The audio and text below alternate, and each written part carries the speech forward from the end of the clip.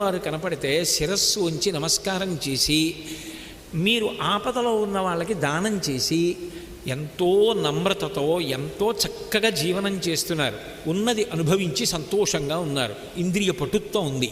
ఇవన్నీ ఒక ఎత్తు. ఒక ధర్మాత్ముడు ఉన్నాడు. ఆ ధర్మాత్ముడికి ఒక కష్టం వచ్చింది.